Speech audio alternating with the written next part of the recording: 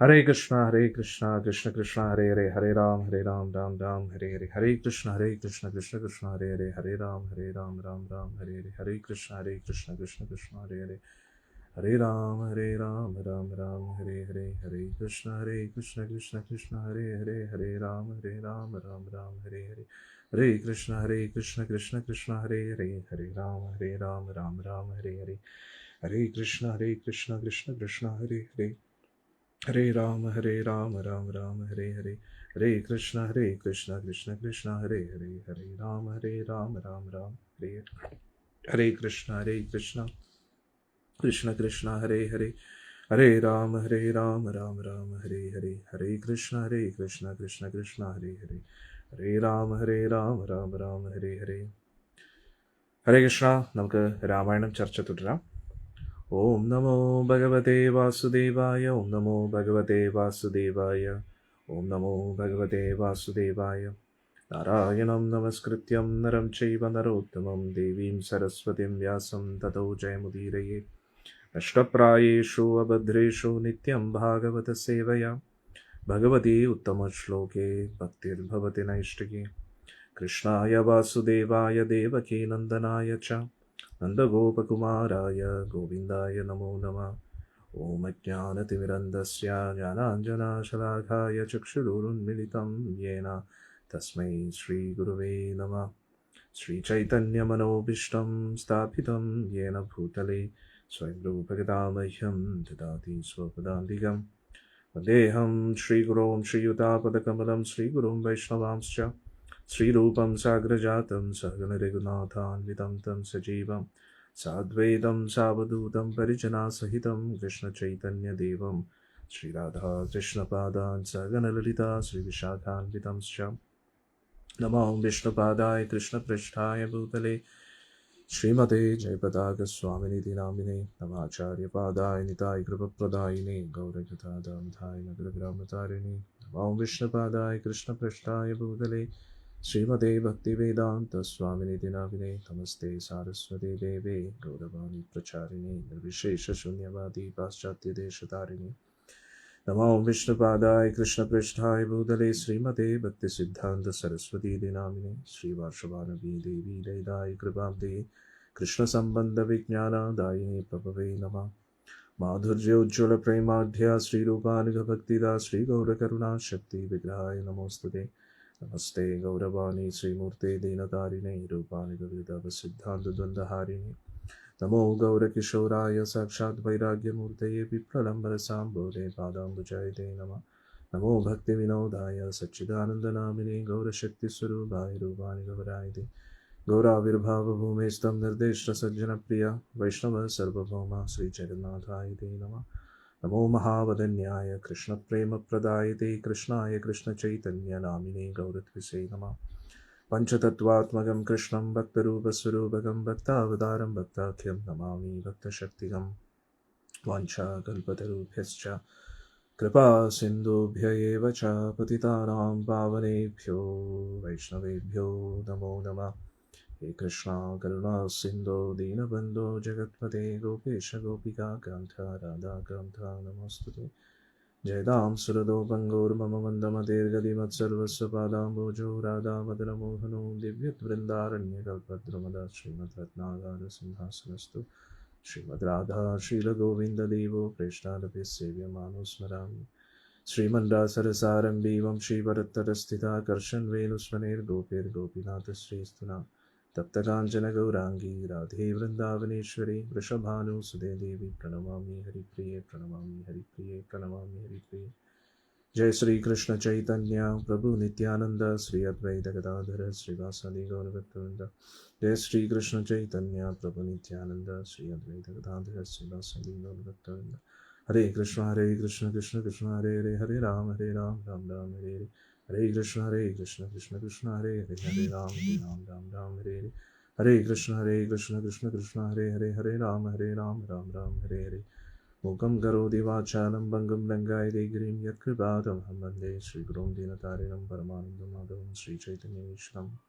ഹരി ഓം തത്സത്. ഹരേ കൃഷ്ണ. ക്ഷമിക്കണം, ഗ്രൂപ്പിൽ മെസ്സേജ് ഇടാൻ പറ്റിയില്ല. നമുക്ക് ചർച്ച തുടരാം. ഇപ്പോൾ രാമായണത്തിൽ ഇന്ന് രാവിലത്തെ രാമായണ ചർച്ചയിൽ നമ്മൾ പഠിച്ചത് ദശരഥ മഹാരാജാവിൻ്റെ ആ ഒരു എത്രത്തോളം ശക്തനായിട്ടുള്ള ഒരു രാജാവായിരുന്നു ദശരഥ മഹാരാജാവ്. അതാണ് നമ്മൾ പഠിച്ചത്. അയോധ്യയിലെ ആ സമ്പദ് സമൃദ്ധിയെല്ലാം നമ്മൾ പഠിച്ചു. പ്രജകൾ എങ്ങനെയായിരുന്നു അതൊക്കെ പഠിച്ചു, അല്ലേ? പക്ഷെ ഇത്രയൊക്കെ സമ്പദ് സമൃദ്ധിയും അധികാരവും ശക്തിയൊക്കെ ഉണ്ടായിട്ടും ദശരഥ മഹാരാജാവ് ദുഃഖിതനായിരുന്നു. ആ ദുഃഖത്തിൻ്റെ കാരണം പുത്രനില്ല എന്നായിരുന്നു. അത് എനിക്കൊരു പുത്രനില്ല എന്ന വിഷമമല്ല, പക്ഷേ ഞാൻ ഏറ്റവും കൂടുതൽ സ്നേഹിക്കുന്ന ഈ പ്രജകളെ സംരക്ഷിക്കാൻ ഇനി ആരായിരിക്കും ഉത്തരവാദിത്വം ഏറ്റെടുക്കുന്നത് എന്നൊരു ആശങ്കയായിരുന്നു അവിടെ.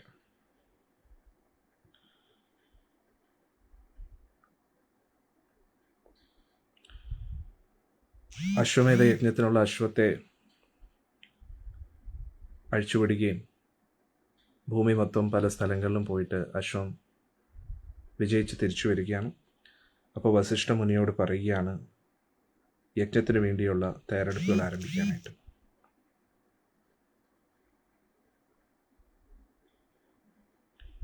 ഇനി അതിനെക്കുറിച്ച് അതിൻ്റെ തുടർച്ചയാണ്.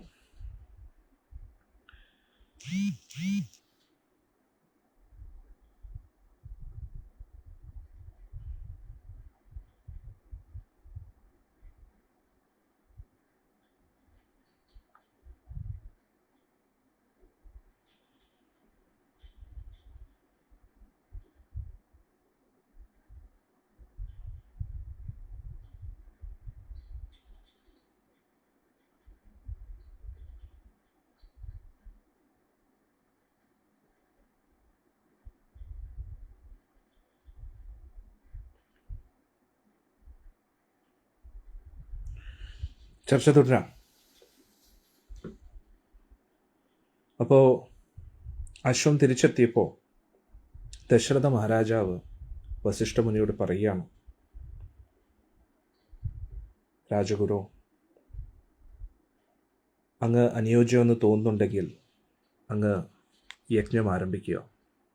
അങ്ങ് എൻ്റെ പ്രിയ സുഹൃത്താണ്, അങ്ങ് എൻ്റെ ഗുരുവാണ്, അങ്ങ് മഹാത്മാവാണ്. ഞാൻ അങ്ങയെ പൂർണ്ണമായിട്ടും ആശ്രയിച്ചിരിക്കുകയാണ്.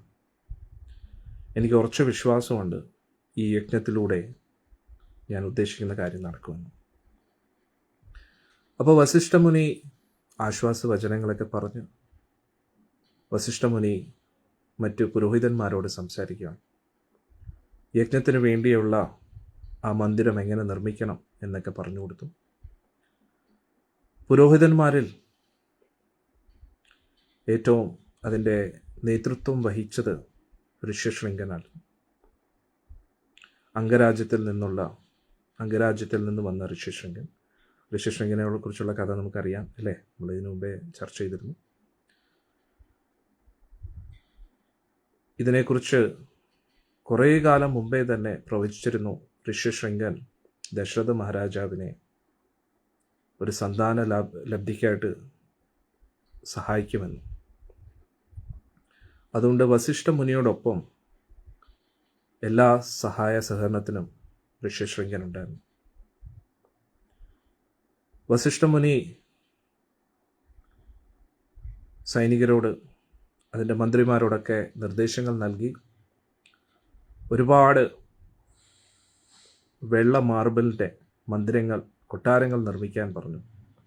കാരണം ഈ യജ്ഞം കാണാനായിട്ട് ഒരുപാട് രാജാക്കന്മാർ വരും. അവർക്കായിട്ട് മാർബിളിൻ്റെ വലിയ വലിയ കൊട്ടാരങ്ങൾ നിർമ്മിക്കാൻ പറഞ്ഞു. ഏറ്റവും മനോഹരമായിട്ടുള്ള ഭക്ഷണം, ഏറ്റവും മനോഹരമായിട്ടുള്ള സ്വാദിഷ്ടമായിട്ടുള്ള ഭക്ഷണവും പാനീയങ്ങളും അവർക്ക് വേണ്ടി തയ്യാറാക്കണമെന്ന് പറഞ്ഞു. ഏറ്റവും ഉത്തമ അഭിനേതാക്കൾ അവരുടെ മനോരഞ്ജനത്തിന് വേണ്ടി ഓരോ കലാരൂപങ്ങൾ ആവിഷ്കരിക്കണം.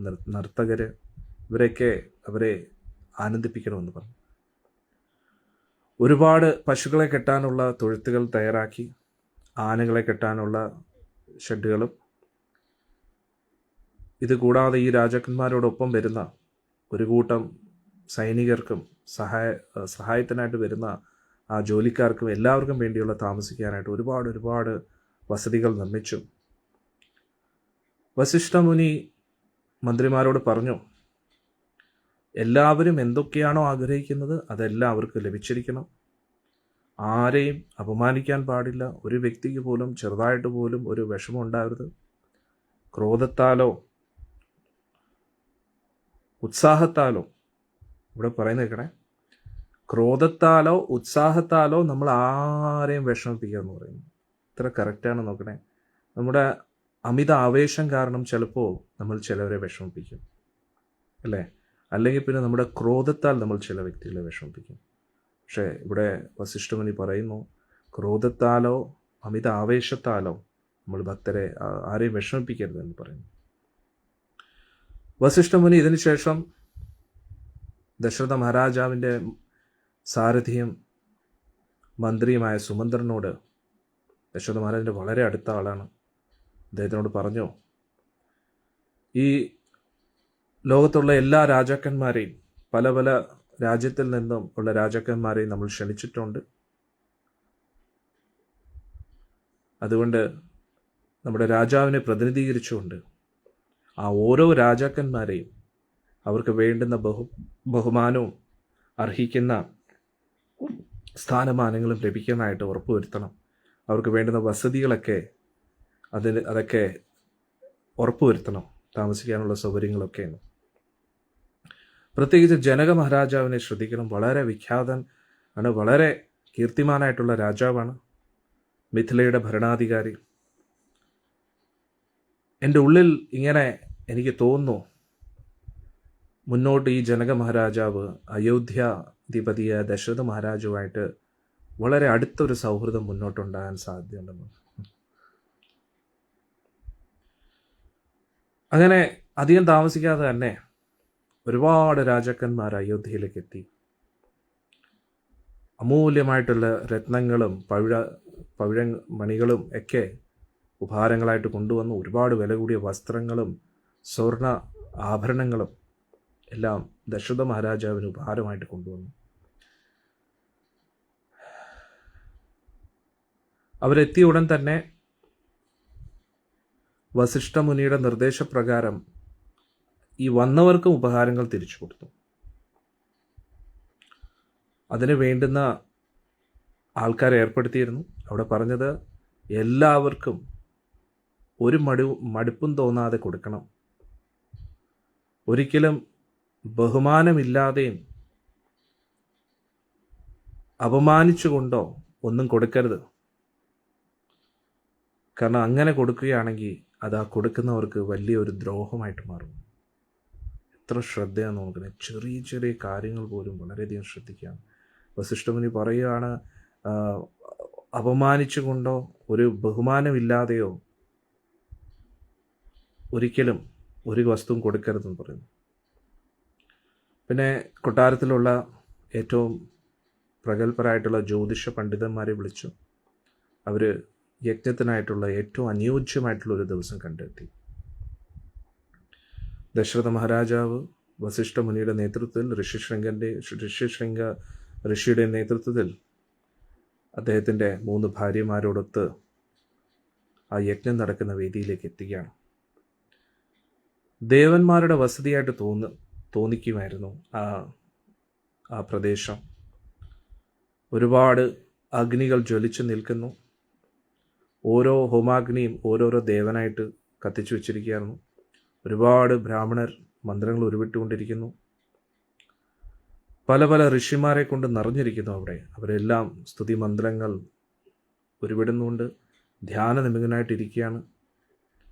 എല്ലാ ദിശകളിലും യോദ്ധാക്കൾ, മഹാശക്തരായിട്ടുള്ള യോദ്ധാക്കൾ എല്ലാ തരത്തിലുള്ള ആയുധങ്ങളും പിടിച്ചുകൊണ്ട് വളരെ ജാഗ്രതയോടുകൂടി സംരക്ഷിക്കുകയാണ് യജ്ഞവേദിയെ. ദശരഥ മഹാരാജാവ് ബ്രാഹ്മണരുടെ കൂട്ടത്തിൽ അവിടെ ഇരിക്കുകയാണ്. ദശരഥ മഹാരാജാവിനെ അപ്പോൾ യജ്ഞത്തിനായിട്ട് ക്ഷണിക്കുകയാണ്. അദ്ദേഹവും അദ്ദേഹത്തിൻ്റെ ഭാര്യമാരും യജ്ഞത്തിന് വേണ്ടിയുള്ള ആഹുതികൾ സമർപ്പിക്കുകയാണ്, മന്ത്രങ്ങൾ ഉരുവിടുകയാണ്. അങ്ങനെ കുറച്ച് ദിവസത്തിന് ശേഷം യജ്ഞത്തിൻ്റെ ആ കുതിരയെ, അശ്വത്തെ കൊണ്ടുവരികയാണ്. ഹോമകുണ്ഡത്തിൻ്റെ അടുത്ത് കൊണ്ടുവരികയാണ് ഭഗവാന് വേണ്ടി. അന്നേരം അവിടെ പല പല ദേവന്മാർക്കും അവിടെ ഹോമം ചെയ്തുകൊണ്ടിരിക്കുകയാണ്. അതിൽ പ്രധാനമായിട്ടുള്ള ഹോമാഗ്നി ഭഗവാന് വേണ്ടി സമർപ്പിച്ചിട്ടുള്ള ആ ഹോമാഗ്നിയായിരുന്നു, വിഷ്ണു നാരായണന് വേണ്ടി. അതിൽ തുടർച്ചയായിട്ട് പുരോഹിതന്മാർ മന്ത്രങ്ങൾ ഉരുവിട്ടുകൊണ്ട് നെയ്യ് സമർപ്പിച്ചുകൊണ്ടിരിക്കുന്നു, ധാന്യങ്ങൾ സമർപ്പിച്ചുകൊണ്ടിരിക്കുന്നു. കുതിരയെ ആ കയറ് പിടിച്ചുകൊണ്ട് അടുത്തു കൊണ്ടുവന്നു. വസിഷ്ഠമുനി വളരെ ശക്തമായിട്ടുള്ള ഒരു മന്ത്രം ഉരുവിട്ടു. ഉടൻ തന്നെ ആ അശ്വം ബോധം കെട്ടു. ഉടൻ തന്നെ അബോധാവസ്ഥയിലിരിക്കുന്ന ആ കുതിരയെ ഹോമാഗ്നിയിലേക്ക് ഹോമിക്കുകയാണ്. അങ്ങനെ ആ ഹോമാഗ്നിയിൽ ആ കുതിരയുടെ ശരീരം കത്തി ചാമ്പലാവുകയാണ്. പക്ഷെ ദിവ്യദൃഷ്ടിയുള്ളവർക്ക് അവിടെ ഒരു അത്ഭുതം കാണാൻ പറ്റി. ആ കുതിരയുടെ ഉള്ളിലിരിക്കുന്ന ആത്മാവ് ഹോമാഗ്നിയിൽ നിന്ന് പുറത്തു വന്നു. വളരെ മനോഹരമായിട്ട് കത്തിജ്വലിച്ച് നിൽക്കുന്ന ഒരു തേജസ് ഉണ്ടായിരുന്നു. എന്നിട്ട് സ്വർഗലോകത്തേക്ക് പോവുകയായിരുന്നു. ഇതൊന്ന് ആലോചിച്ച് നോക്കണം. ഇവിടെ പുറമേ നിന്ന് നോക്കുമ്പോൾ കുതിരയെ ജീവനോടെ കത്തിച്ചു എന്ന് നമ്മൾ വിചാരിക്കും. പക്ഷെ ഇവിടെ അങ്ങനെയല്ല. പണ്ട് നടക്കുന്ന യജ്ഞത്തിൽ, അശ്വമേധ യജ്ഞത്തിൽ അവിടെ നടക്കുന്നത് ആ കുതിരയെ ഒരു മന്ത്രം കൊണ്ട് അബോധാവസ്ഥയിലാക്കുകയാണ്. ആ അബോധാവസ്ഥയിൽ ആ ഹോമാഗ്നിയിൽ സമർപ്പിക്കുമ്പോൾ കുതിരയ്ക്ക് വേദനയൊന്നും തോന്നത്തില്ല. അതുകൂടാതെ ഉള്ളിലുള്ള ആത്മാവിന് ഒരു ശ്രേഷ്ഠ ഗതി ഉണ്ടാവും, സ്വർഗലോക പ്രാപ്തി ഉണ്ടാകും. അന്നേരം ഒരു മൃഗജന്മത്തിൽ നിന്നും സ്വർഗലോകത്തൊരു സ്ഥാനം ലഭിക്കുകയാണ്. അതെല്ലാം കൊണ്ടും ആ മൃഗത്തിന് ഏറ്റവും നല്ലതാണ്. അങ്ങനെ ഹോമം പൂർത്തീകരിക്കപ്പെട്ടു. ദശരഥ മഹാരാജാവിന് ഒരുപാട് സന്തോഷമായി. അദ്ദേഹത്തിൻ്റെ പുരോഹിതന്മാരോട് പറഞ്ഞു, ഇപ്പോൾ എൻ്റെ കർത്തവ്യമാണ് അങ്ങേക്ക് ദാനം നൽകുക എന്ന്, ദക്ഷിണ നൽകുക എന്ന്. അതുകൊണ്ട് ഈ ഭൂമി മൊത്തം അങ്ങ് ഉപഹാരമായിട്ട് സ്വീകരിച്ചാലും, എൻ്റെ ദക്ഷിണയായിട്ട് സ്വീകരിച്ചാലും. ഇത്രയും മനോഹരമായിട്ട് അങ്ങ് നിങ്ങളെല്ലാവരും യജ്ഞമൊക്കെ ചെയ്തു. നിങ്ങളെപ്പോലെ ശ്രേഷ്ഠരായിട്ടുള്ള മഹത് വ്യക്തികൾക്ക് ഇതിൽ പരം എൻ്റെ ഈ തരാനായിട്ടൊന്നുമില്ല. ഉടൻ തന്നെ പുരോഹിതന്മാർ പറഞ്ഞു, അങ്ങേക്ക് മാത്രമേ ഈ ഭൂമിയെ സംരക്ഷിക്കാൻ കഴിയൂ, ഇത്രയും പ്രജകളുള്ള ഈ ഭൂമിയെ. നമ്മളെല്ലാം തപസ്വികളാണ്. നമ്മൾ ഈ ലോകം കൊണ്ട് എന്ത് ചെയ്യാനാണ്? നമുക്കിത് നിലനിർത്താനും കഴിയില്ല. അതുകൊണ്ട് ഇത് അങ്ങേ തന്നെ നമ്മൾ ഏൽപ്പിക്കുന്നു. നമുക്ക് വേണ്ടി അങ്ങ് തന്നെ ഇതിൻ്റെ ഭരണം തുടർന്നുകൊണ്ടിരിക്കുക. എന്നിട്ടൊന്ന് ആലോചിച്ച് നോക്കണം. ആ പുരോഹിതന്മാരും വിരക്തിയിലാണ്, ഭരിക്കുന്ന രാജാവും വിരക്തിയിലാണ്. ചുമ്മാ പറയാൻ വേണ്ടി പറഞ്ഞതല്ല, അദ്ദേഹം ഹൃദയം കൊണ്ട് അത് ദാനമായിട്ട് നൽകിയതാണ്. എന്നിട്ട് ബ്രാഹ്മണരും ആ പുരോഹിതന്മാരും അതിനെ ഇത് നല്ല അവസരമാണെന്ന് കരുതി അതിനെ രാജാവിനെ പറ്റിക്കാനും നോക്കുന്നില്ല. ഇവിടെ വിരക്തനായിട്ട് അത് തിരിച്ച് രാജാവിനെ തന്നെ ഏൽപ്പിക്കുകയാണ്. അന്നുള്ള ബ്രാഹ്മണർ ത്രേതായുഗത്തിൽ പ്രത്യേകിച്ചും സമ്പത്തിനോട് താല്പര്യമില്ല. ലളിതമായിട്ടുള്ള ജീവിതം ജീവിക്കാൻ മാത്രമേ താല്പര്യമുള്ളായിരുന്നു. ഭൗതികമായിട്ടുള്ള ഒരു വസ്തുവകളും കൂട്ടിവെക്കാൻ അവർക്ക് താല്പര്യമില്ല. പക്ഷെ എന്നാലും ദശരഥ മഹാരാജാവിന് അറിയാമായിരുന്നു, ദക്ഷിണ നൽകാതെ യജ്ഞം പരിസമാപ്തിയിലേക്ക് എത്തത്തില്ല. അതുകൊണ്ട് ബ്രാഹ്മണരുടെ എല്ലാം കാല് പിടിച്ചിട്ട് അദ്ദേഹം പറഞ്ഞു, അങ്ങ് എൻ്റെ ഈ ഉപഹാരത്തെ സ്വീകരിച്ചില്ലെങ്കിൽ എൻ്റെ ഈ പ്രവൃത്തി ഫലത്തിലേക്ക് എത്തത്തില്ല, വിജയിക്കത്തില്ല. ഉടൻ തന്നെ ആ ബ്രാഹ്മണരെല്ലാവരും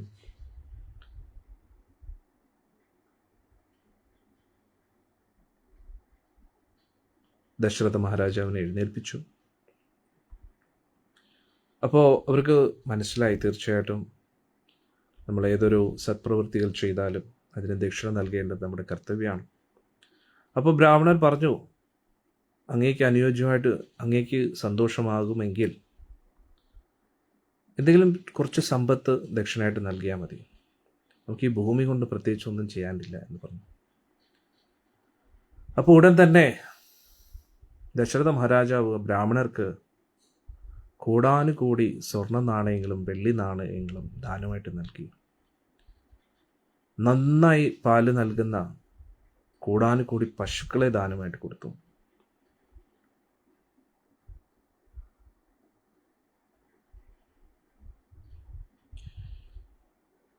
ഏകദേശം 10,000-കണക്കിന് ബ്രാഹ്മണർക്ക് അവരുടെ ആയുഷ്കാലം മുഴുവൻ സമാധാനത്തോടു കൂടി കഴിയാനുള്ള സമ്പത്ത് ദശരഥ മഹാരാജാവ് കൊടുത്തുന്നുണ്ട്.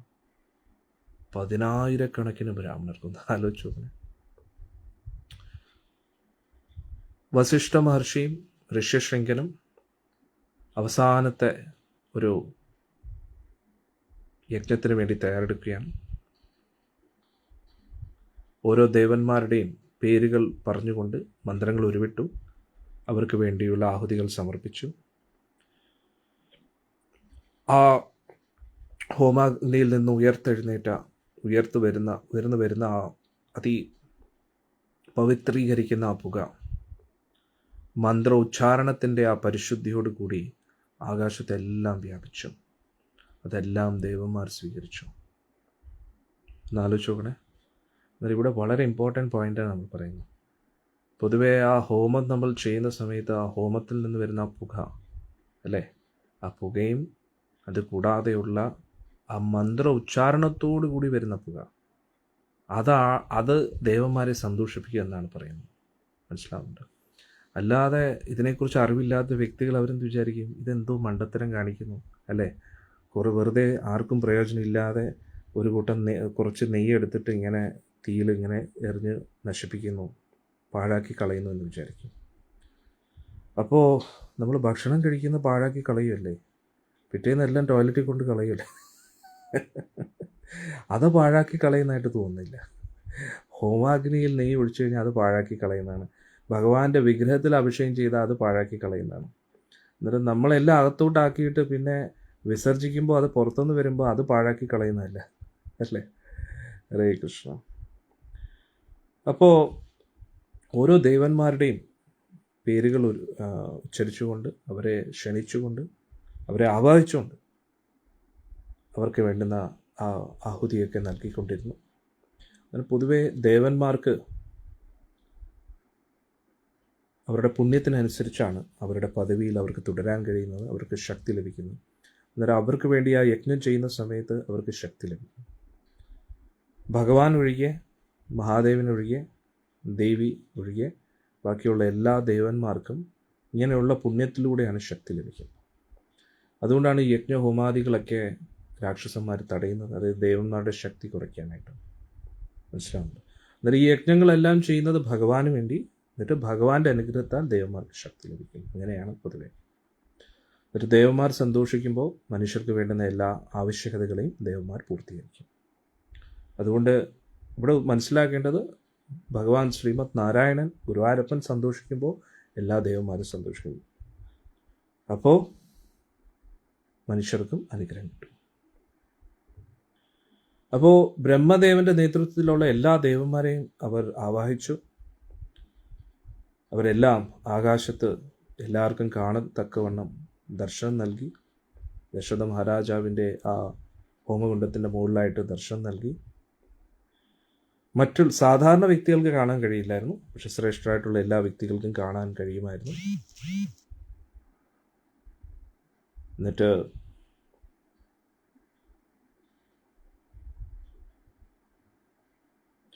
ദേവന്മാരെല്ലാവരും ബ്രഹ്മദേവനോട് ഇങ്ങനെ പറഞ്ഞു. അതായത് ഇവിടെ ഹോമം നടക്കുകയാണ്, അതിൻ്റെ ഇടയിൽ എല്ലാവർക്കും കാണാൻ പറ്റാത്ത രീതിയിൽ അവിടെ ദേവന്മാരെല്ലാം പ്രത്യക്ഷപ്പെടുകയാണ്. ഇവിടെ ബ്രഹ്മദേവനും എത്തി. അപ്പം ദേവന്മാരെല്ലാവരും കൂടെ ബ്രഹ്മദേവനോട് പറയുകയാണ്, ബ്രഹ്മദേവ, അങ്ങ് നൽകിയ വരം കാരണം രാക്ഷസ രാജാവായ രാവണൻ നമ്മളെല്ലാം ദ്രോഹിച്ചുകൊണ്ടിരിക്കുകയാണ്. അവനെ കീഴടക്കുക, അവനെ കീഴ്പ്പെടുത്തുക, അവനെ തോൽപ്പിക്കുക എന്നത് അസാധ്യമായിട്ടുള്ള കാര്യമാണ്.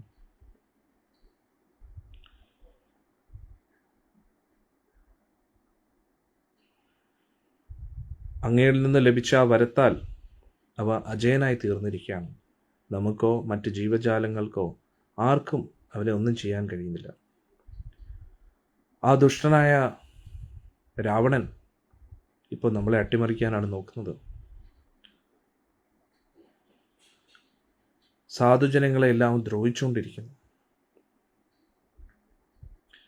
ഇത് കേട്ടപ്പോൾ ബ്രഹ്മദേവന് കുറച്ച് വിഷമമായി. കാരണം ബ്രഹ്മദേവൻ കൊടുത്ത ആ വരം കാരണമാണല്ലോ ഇത്രയും പ്രശ്നങ്ങളുണ്ടായത്.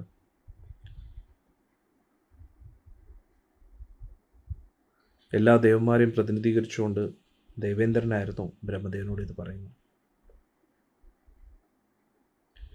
അപ്പോൾ ഇവിടെ ദേവേന്ദ്രൻ പറഞ്ഞു, രാവണൻ അജയനാകാനായിരുന്നു ആഗ്രഹിച്ചത്.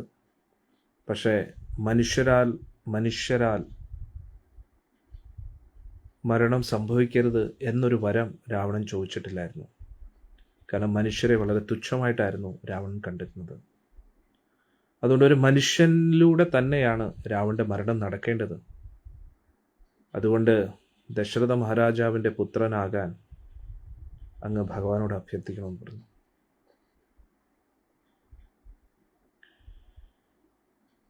മനുഷ്യരാൽ മരണം സംഭവിക്കരുത് എന്നൊരു വരം ചോദിച്ചിട്ടില്ല. അതുകൊണ്ട് ഏതെങ്കിലും ഒരു മനുഷ്യനാൽ രാവണൻ്റെ മരണം നടക്കാൻ സാധ്യതയുണ്ട് എന്ന് ദേവന്മാർക്ക് തോന്നിയെങ്കിലും, പക്ഷെ സാധാരണ ഒരു മനുഷ്യൻ ഒരിക്കലും രാവണനെ കൊല്ലാൻ കഴിയില്ല.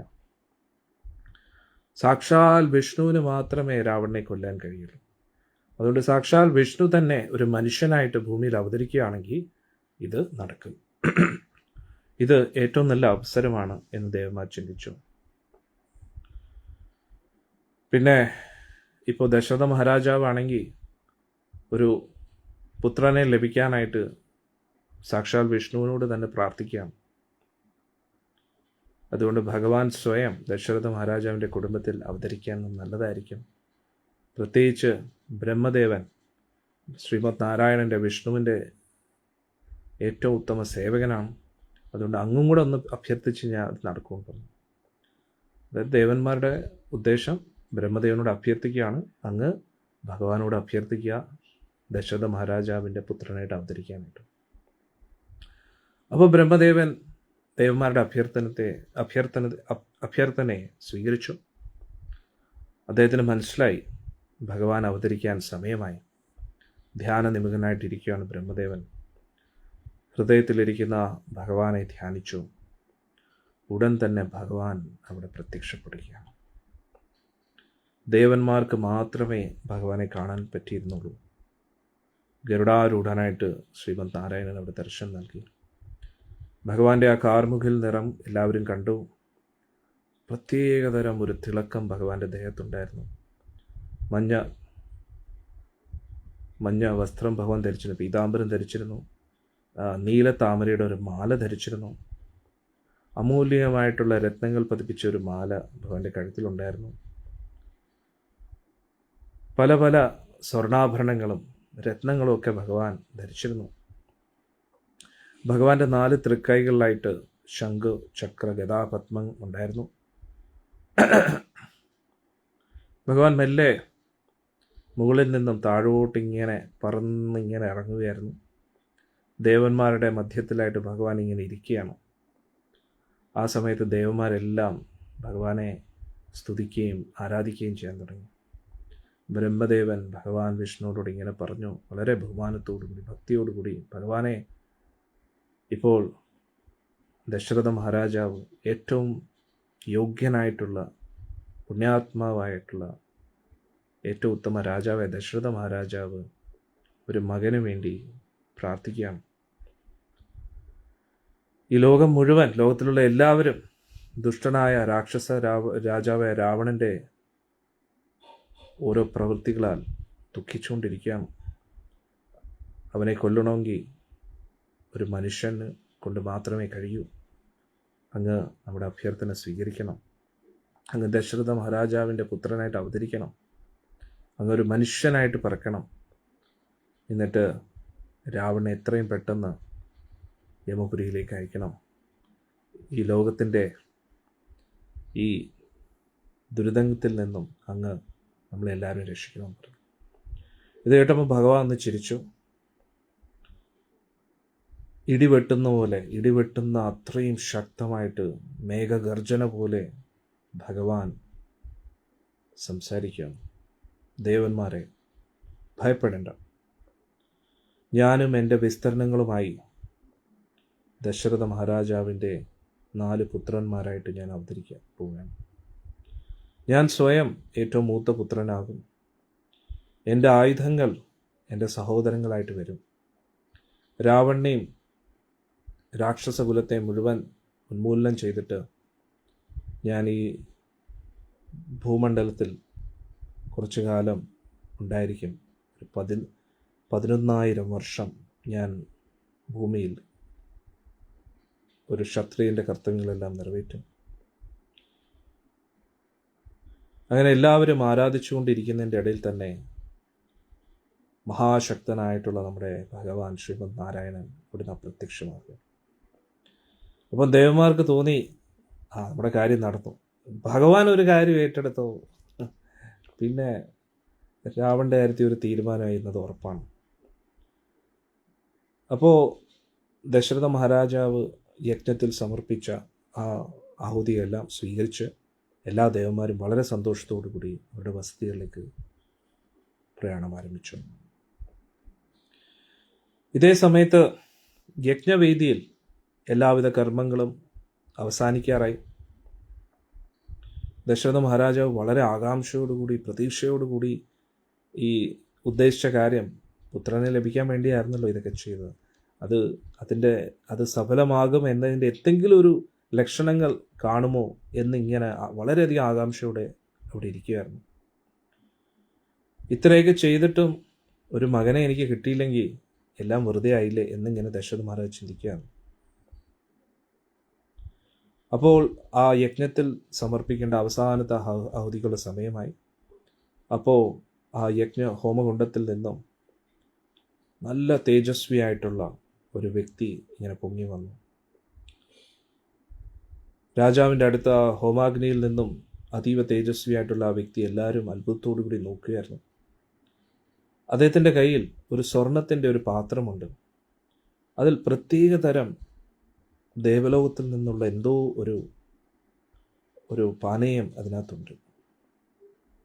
അദ്ദേഹം ദശരഥ മഹാരാജാവിനോട് പറഞ്ഞു വളരെ മധുരമായിട്ടുള്ള രീതിയിൽ, രാജാവേ, ഞാൻ സാക്ഷാൽ വിഷ്ണുവിൻ്റെ ദൂതനാണ്. എൻ്റെ പ്രണാമങ്ങൾ അങ്ങ് സ്വീകരിച്ചാലും. അപ്പോൾ ദശരഥ മഹാരാജാവ് പറഞ്ഞു, എൻ്റെ നമസ്കാരം അങ്ങ് സ്വീകരിക്കണം. അങ്ങയുടെ കാരുണ്യത്താൽ എനിക്ക് അങ്ങയുടെ ദർശനം ലഭിച്ചു. ഞാൻ അങ്ങേക്ക് വേണ്ടി എന്താ ചെയ്യേണ്ടതെന്ന് ചോദിച്ചു. അപ്പോൾ ആ വിഷ്ണുദൂതൻ പറഞ്ഞു, ദേവന്മാരെ യജ്ഞത്തിൽ ആരാധിച്ചതിലൂടെ അങ്ങേക്ക് ഈ ഒരു അനുഗ്രഹം ലഭിച്ചിരിക്കുകയാണ്. ഈ ഒരു പാനീയം അങ്ങ് സ്വീകരിക്കൂ. ദേവന്മാരാൽ നിർമ്മിക്കപ്പെട്ട ഈ പാനീയം സ്വീകരിക്കൂ. ഇതിലൂടെ അങ്ങ് ആഗ്രഹിക്കുന്ന പോലെ സന്താനങ്ങൾ അങ്ങേക്ക് ലഭിക്കുന്നതായിരിക്കും. ഇത് അങ്ങയുടെ ഭാര്യമാർക്ക് കൊടുക്കൂ. അതിലൂടെ അങ്ങേക്ക് 4 പുത്രന്മാരുണ്ടാകുന്നതായിരിക്കും. തല കുനിച്ചുകൊണ്ട് വളരെയധികം ബഹുമാനത്തോടു കൂടി ആ പാനീയത്തെ സ്വീകരിച്ചു. അങ്ങനെ ആകട്ടെ എന്ന് പറഞ്ഞു. അത് സ്വീകരിച്ചപ്പോൾ ദശരഥ മഹാരാജന് ഒരുപാട് സന്തോഷം തോന്നി. അദ്ദേഹം ആ സ്വർണ്ണ പാത്രത്തെ ഇങ്ങനെ നോക്കിയായിരുന്നു. ഇവിടെ പറയുന്നു, വളരെയധികം ദാരിദ്ര്യത്തിൽ കഴിയുന്ന ഒരു വ്യക്തിക്ക് പെട്ടെന്ന് സമ്പദ് സമൃദ്ധി ലഭിച്ചാൽ എന്താ ആയിരിക്കുമോ ലഭിക്കുന്നത്, അതേ ആനന്ദമായിരുന്നു ദശരഥ മഹാരാജാവിന് അപ്പം തോന്നിയത്. ബഹുമാന സൂചകമായിട്ട് കൈകൂപ്പി വിഷ്ണുദൂതന് ചുറ്റും പ്രദക്ഷിണം ചെയ്തു. അപ്പോൾ ആ വിഷ്ണുദൂതൻ അപ്രത്യക്ഷമാകുകയാണ്. അപ്പോൾ വളരെയധികം അത്ഭുതത്തോടു കൂടി ഇപ്പോൾ നടന്ന കാര്യം വിശ്വസിക്കാൻ പറ്റാത്ത ആ അവസ്ഥയിൽ സ്തംഭിച്ച് ദശരഥ മഹാരാജാവ് കയ്യിലുള്ള ആ പാത്രവുമായിട്ട് ഇങ്ങനെ ഇരിക്കുകയാണ്. അപ്പോൾ അടുത്തുള്ള ബ്രാഹ്മണരെല്ലാം ജയ് ജയ് എന്നിങ്ങനെ സന്തോഷത്തോടുകൂടി പറഞ്ഞു. അപ്പോൾ ദശരഥ മഹാരാജാവ് വസിഷ്ഠ മുനിയുടെ മുമ്പിൽ സാഷ്ടാംഗം നമസ്കരിച്ചിട്ട് ദശരഥ മഹാരാജാവ് ഭാര്യമാരൊത്ത് കൊട്ടാരത്തിലേക്ക് പോവുകയാണ്. ദശരഥ മഹാരാജാവ് ആ പാനീയത്തിലെ പകുതി കൗസല്യാദേവിക്ക് കൊടുത്തു. എന്നിട്ട് ആ പകുതിയിൽ നിന്നുള്ള പകുതി കൈകേയി ദേവിക്ക് കൊടുത്തു, ഏറ്റവും ഇളയ ഭാര്യയ്ക്ക്. എന്നിട്ട് ഈ രണ്ടുപേരും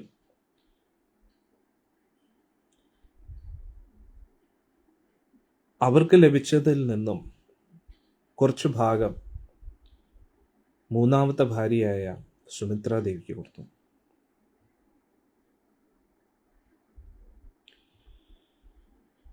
ദശരഥ മഹാരാജാവിൻ്റെ ഭാര്യമാർക്ക് ഒരുപാട് സന്തോഷമായി. അവർ സന്തോഷത്തോടുകൂടി ആ പ്രസാദത്തെ കഴിച്ചു.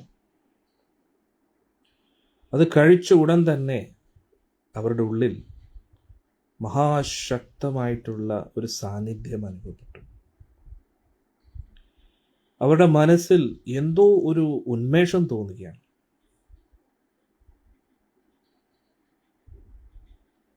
അപ്പോൾ ഇന്നത്തെ ആൾക്കാർ വിചാരിക്കും, കൊള്ളാൻ ഒരു പ്രസാദം കഴിച്ച ഉടനെ കുട്ടി ഉണ്ടാവില്ലേ? ഹരേ കൃഷ്ണ. ഒന്ന്, ഇത് സാധാരണ പ്രസാദമല്ല, സാക്ഷാൽ വിഷ്ണുദൂതൻ സ്വയം കൊണ്ടുവന്നതാണ്. പിന്നെ ഭഗവാൻ ഈ ലോകത്തിൽ ഒരിക്കലും നമ്മൾ ഈ ലോകത്ത് ജനിക്കുന്ന പോലെ ഒരു അച്ഛൻ്റെ ബീജത്തിൽ നിന്ന് ജനിക്കേണ്ട ആവശ്യമില്ല. കാരണം ഈ പ്രപഞ്ചത്തിൻ്റെ മുഴുവൻ ബീജ ആധാരം എന്ന് പറഞ്ഞു കഴിഞ്ഞാൽ ഭഗവാനാണ്. അന്നേരം ഭഗവാൻ തന്നെയാണ് ഈ പ്രപഞ്ചത്തിൻ്റെ ബീജം. അപ്പം ഭഗവാനെ ഏതെങ്കിലും ഒരു ബീജത്തിനകത്ത് ഒതുക്കാൻ പറ്റുമോ? പറ്റത്തില്ല. അതുകൊണ്ട് അവതരിക്കാൻ ഒരു കാരണമായി എന്നേ ഉള്ളൂ ആ ഒരു മധുരം. ചിലയിടത്ത് പായസം എന്ന് പറയുന്നു ആചാര്യന്മാർ. അന്നേരം ആ ഒരു പ്രസാദം അത് ഒരു നിമിത്തമാകുന്നു എന്നേ ഉള്ളൂ. ഭഗവാൻ അങ്ങനെ തന്നെ വരണമെന്ന് നിർബന്ധമില്ല. ഭഗവാൻ എങ്ങനെയും വരാം. തൂണ് പിളർന്നു വരാം, ബ്രഹ്മദേവൻ്റെ മൂക്കിലൂടെ വരാം. ഭഗവാൻ ഇഷ്ടമുള്ള ഏത് രീതിയിലും ഭഗവാൻ വരാൻ കഴിയും, അല്ലേ? അപ്പോൾ ദശരഥ മഹാരാജാവിൻ്റെ ഭാര്യമാർക്ക് ഒരുപാട് സന്തോഷമായി. അവരുടെ ഉള്ളിൽ എന്തോ ഒരു മഹാശക്തമായിട്ടുള്ള സാന്നിധ്യം അനുഭവപ്പെട്ടു. ഒരുപാട് സന്തോഷം, ആഹ്ലാദം അവർക്ക് അനുഭവപ്പെട്ടു. അപ്പോൾ ദശരഥ മഹാരാജാവിന് ഒരുപാട് സമാധാനമായി. ഒരുപാട് കഷ്ടപ്പെട്ട് അവസാനം അദ്ദേഹത്തിൻ്റെ ആ ഒരു ആഗ്രഹങ്ങൾ പൂർത്തീകരിക്കപ്പെടാൻ പോവുകയാണ്. അപ്പോൾ ഹരേ കൃഷ്ണ, സാക്ഷാൽ ദേവേന്ദ്രന് സ്വർഗലോകത്ത് ലഭിക്കുന്ന ആനന്ദം എന്താണോ അതേപോലെ ദശരഥ മഹാരാജാവ് ഒരുപാട് സന്തോഷിച്ചു. ഇതേ സമയത്ത് സാക്ഷാൽ ശ്രീമൻ നാരായണൻ വിഷ്ണു അവതരിക്കേണ്ട ആ സമയമായപ്പോൾ എല്ലാ ദേവന്മാരെയും ക്ഷണിച്ചു വരുത്തുകയാണ്. അവരോട് പറഞ്ഞു, അധികം താമസിക്കാതെ ഞാൻ ഈ ഭൂമിയിൽ അവതരിക്കാൻ പോവുകയാണ്. നിങ്ങളെല്ലാവരും എൻ്റെ ആ ഒരു ലക്ഷ്യത്തിലേക്ക് എന്നെ സഹായിക്കാനായിട്ട് നിങ്ങളും അവതരിക്കണം. ഞാൻ ആ രാവണനെ അടിച്ചമർത്താൻ പോവുകയാണ്, ഉന്മൂലനം ചെയ്യാൻ പോവുകയാണ് എല്ലാ രാക്ഷസകുലത്തെയും. അവൻ്റെ മണ്ടത്തരം കൊണ്ട് അവൻ മനുഷ്യരിൽ നിന്നോ മൃഗങ്ങളിൽ നിന്നോ രക്ഷ അവൻ ചോദിച്ചില്ല പരമായിട്ട്. അവർ ശക്തിയില്ലാത്തവരാണ് എന്ന് അവൻ ചിന്തിച്ചു. ഞാൻ നൽകിയ വാക്ക് പ്രകാരം ഞാനൊരു മനുഷ്യനായിട്ട് അവതരിക്കാൻ പോവുകയാണ്.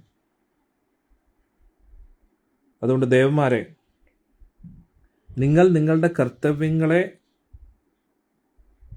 നിറവേറ്റിക്കൊണ്ട് നിങ്ങൾ വിസ്തരിക്കൂ ഭൂമിയിൽ അവതരിക്കാനായിട്ട്.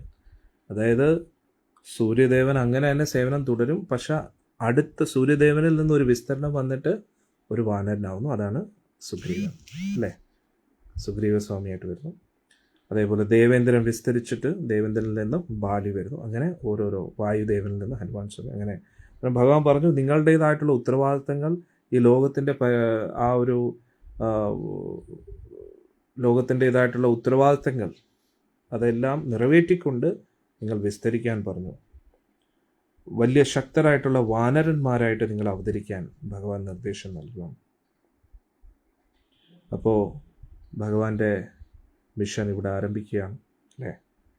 ലോകത്തിൻ്റെ സംരക്ഷണാർത്ഥം, പരിപാലനാർത്ഥം ഭഗവാൻ എന്തൊക്കെയോ പദ്ധതികൾ ആസൂത്രണം ചെയ്യാൻ. ദേവന്മാരെല്ലാം വാനരന്മാരായിട്ട് അവതരിച്ചു. അവർക്ക് ദേവന്മാർക്ക് തത്തുല്യമായിട്ടുള്ള അസാമാന്യ ശക്തികളോടുകൂടിയുള്ള വാനരന്മാരായി. അവരുടെ പ്രത്യേകത എന്ന് പറഞ്ഞു കഴിഞ്ഞാൽ ഇഷ്ടമനുസരിച്ച് ഏത് രൂപം അവർക്ക് എടുക്കാം. ഒരുപാട് വേഗതയുണ്ട്, കാറ്റിൻ്റെ വേഗതയുണ്ട്, വളരെയധികം ശക്തരാണ്, വളരെ ബുദ്ധിശാലികളാണ്. യുദ്ധത്തിൽ അവരെ തോൽപ്പിക്കുക എന്നത് അസാധ്യമായിട്ടുള്ളൊരു കാര്യമാണ്. അങ്ങനെ ഭൂമിയിൽ കോടാനുകോടി വാനരന്മാരെ കൊണ്ട് നിറഞ്ഞു എന്നുള്ളതാണ്. പിന്നെ ദേവന്മാരെ പോലെ തന്നെ അവർ ജനിച്ച ഉടൻ തന്നെ പെട്ടെന്ന് വളരാൻ തുടങ്ങി. സിംഹത്തെ പോലെയും പുലികളെ പോലെയും മഹാശക്തരായിരുന്നു അവർ. അവർ ഗർജിച്ചുകൊണ്ട് ആരെയും ഭയപ്പെടാതെ ഭൂമിയിൽ സഞ്ചരിക്കുകയായിരുന്നു. അവരുടെ നേതൃത്വം വഹിക്കുന്ന വ്യക്തി ബാലിയായിരുന്നു. ദേവേന്ദ്രന്റെ വിസ്തരണം. അടുത്ത അവരുടെ കൂട്ടത്തിൽ ഉണ്ടായിരുന്ന സുഗ്രീവൻ, സൂര്യദേവന്റെ വിസ്തരണം. ഇവരെ കാണുമ്പോഴേ എല്ലാവർക്കും ഭയം തോന്നുമായിരുന്നു. വലിയ വലിയ പർവ്വതങ്ങളെയൊക്കെ നിഷ്പ്രയാസം അവർ പറിച്ചിങ്ങനെ എടുക്കുകയായിരുന്നു. പർവ്വതങ്ങളെയൊക്കെ പൊക്കി അതിനെ ഇടിച്ച് തുണ്ടം തുണ്ടമാക്കാനുള്ള കഴിവ് അവർക്കുണ്ടായിരുന്നു. അവരെല്ലാം ഉൾക്കാടുകളിൽ താമസിച്ചിരുന്നു.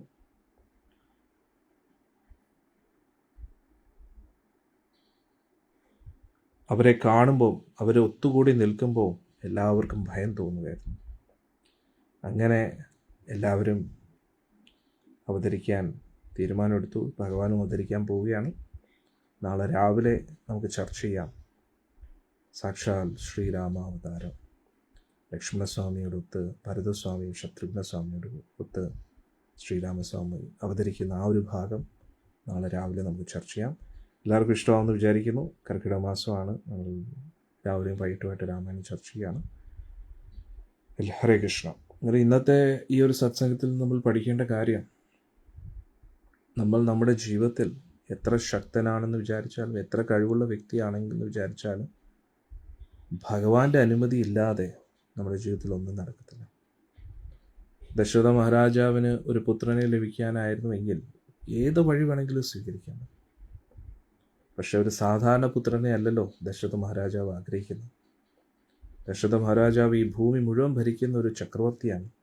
അപ്പോൾ വരുന്ന പുത്രൻ അതിന് കഴിവുള്ള വ്യക്തിയായിരിക്കണം. ഇന്നത്തെ കാലത്ത് ആണും പെണ്ണും ഒന്നിക്കുമ്പോൾ ഉടനെ കുട്ടികളുണ്ടാവുന്നു എന്ന് അത് വലിയൊരു കഴിവായിട്ട് നമ്മൾ കാണുന്നു. പക്ഷെ അതല്ല യഥാർത്ഥ കഴിവ്. ഈ പ്രപഞ്ചത്തിനെ നേതൃത്വം വഹിക്കാൻ കഴിവുള്ള രീതിയിൽ ഒരു സത്സന്താനം ലഭിക്കണമെങ്കിൽ അത് ഇച്ചിരി ബുദ്ധിമുട്ടുള്ളൊരു കാര്യമാണ്. അത് ഭഗവാന്റെ അനുഗ്രഹം വേണം, തപസ്യ ചെയ്യണം, അല്ലേ? ഞാൻ സത്സംഗത്തിൽ പല പ്രാവശ്യവും പറഞ്ഞു. അതായത് ഒരിക്കൽ ഒരു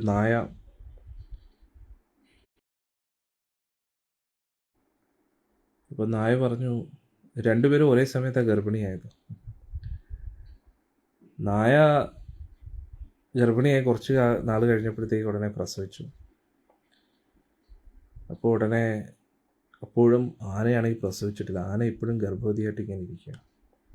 അപ്പം നായ പറഞ്ഞു, നമ്മൾ രണ്ടുപേരും ഒരേ സമയത്തല്ലേ ഗർഭവതിയായത്? എന്നിട്ട് ഞാനാണെങ്കിൽ കുട്ടികളെ പ്രസവിക്കുകയും ചെയ്തു, അവർ വളരുകയും ചെയ്യാണ്, നീ ഇപ്പോഴും പ്രസവിച്ചിട്ടില്ലല്ലോ. അപ്പോൾ ഉടനെ ആന പറയും, അതാണ് നമ്മൾ തമ്മിലുള്ള വ്യത്യാസം. നീ ജന്മം നൽകുന്ന കുഞ്ഞ് അതൊരു നായയാണ്, ഞാൻ ജന്മം നൽകുന്ന കുഞ്ഞ് ഒരു ആനയാണ്. ആനയും നായയായിട്ട് ഒരുപാട് വ്യത്യാസമുണ്ട്. അന്നേരം പട്ടികളെയും പൂച്ചകളെയും പോലെ കുട്ടികളെ കൊണ്ടുവരുവാണെങ്കിൽ അതിൽ വലിയ ബുദ്ധിമുട്ടൊന്നുമില്ല. പക്ഷേ ഈ ലോകത്തിന് എന്തെങ്കിലും ഒരു മാറ്റം കൊണ്ടുവരാൻ തക്കവണ്ണം ശക്തിയുള്ള ഒരു വ്യക്തിയെ ഈ ലോകത്ത് കൊണ്ടുവരണമെങ്കിൽ അത് തപസ്യയിലൂടെയും പുണ്യത്തിലൂടെയും ദാനധർമ്മങ്ങളിലൂടെയും ഭഗവാന്റെ അനുഗ്രഹത്തിലൂടെ മാത്രമേ നടക്കൂ. അതാണ് നമ്മൾ ഇന്നത്തെ ഈ സത്സംഗം പഠിക്കേണ്ടത്. ഹരേ കൃഷ്ണ. ഇനി നാളെ രാവിലെ 7 മണിക്ക് രാമായണ ചർച്ച തുടരാം.